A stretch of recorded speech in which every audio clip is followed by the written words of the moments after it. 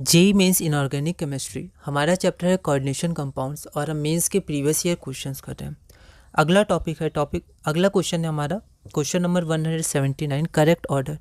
तो ये del not की वैल्यू है कुछ और इसका करेक्ट ऑर्डर बनाना है। ऐसे क्वेश्चंस हमने किए हैं तो ये आप डायरेक्ट कर सकते हैं। 2016 में आया था। तो del naught directly proportional to oxidation number होता है जेड इफेक्टिव। जेड इफेक्टिव होता है इफेक्टिव न्यूक्लियर चार्ज। तो जैसे सीरीज़ बढ़ती है 3D सीरीज से 4D और 5D तो जेड इफेक्टिव बढ़ता है। ठीक है, तो जो डेल्टा नॉट होता है हमारा वो ज़्यादा होता है 4D सीरीज़ का as compare to 3D series का।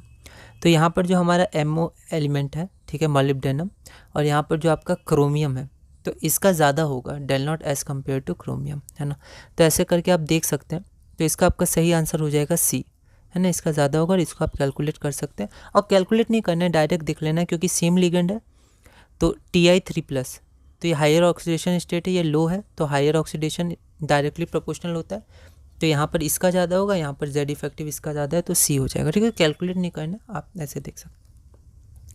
अगला क्वेश्चन है question number 180 which of the following compounds is not yellow coloured. यह क्वेश्चन 2015 में आया था। एक बार आप इसे ट्राई करिए फिर हम आगे बढ़ते हैं।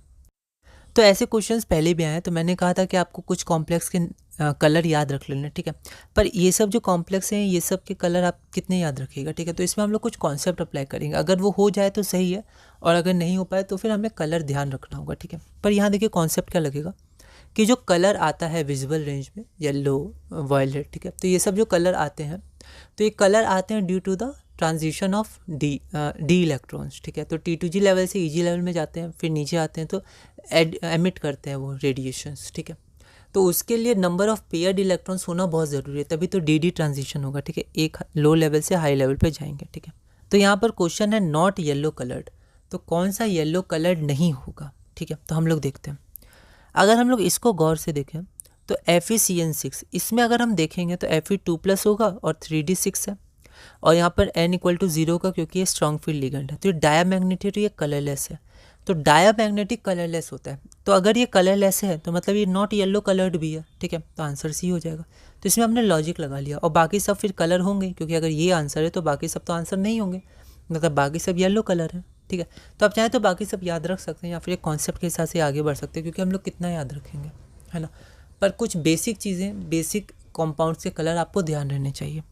तो इसको हमने ऐसे कॉन्सेप्ट से बना दिया। In this types of concept, इस दिस टाइप ऑफ क्वेश्चंस में दो चीज़ होती हैं। एक तो आपको पास लिस्ट होनी चाहिए सम कंपाउंड्स और देयर कलर के, या दूसरा आप कुछ कॉन्सेप्ट्स और लॉजिक से बना सकते हैं। जैसे ये हो गया, अगर डायमैग्नेटिक है तो डायमैग्नेटिक हमेशा कलरलेस होते हैं, ठीक है। इसमें ऐसा भी क्वेश्चन आ सकता था which of the following is yellow coloured. तो 3 ऑप्शंस डायमैग्नेटिक होते तो कलरलेस होते, तो बचा वही येलो कलर होना चाहिए, है ना। अगला क्वेश्चन है question number 181 When concentrated HCl is added to an aqueous solution of cobalt chloride, its color changes from reddish pink to deep blue, ठीक है। तो पहले इसका कलर रेडिश पिंक था, अब डीप ब्लू हो गया। Which complex ion gives blue color? तो यहाँ पर कलर के बारे में आपको पता होना चाहिए, ठीक है। एक बार एक क्वेश्चन को आप बनाइएगा, या क्वेश्चन 2015 में आया था। एक बार आप इसे ट्राई करिएगा, अगली वीडियो में हम इसे सॉल्व करेंगे।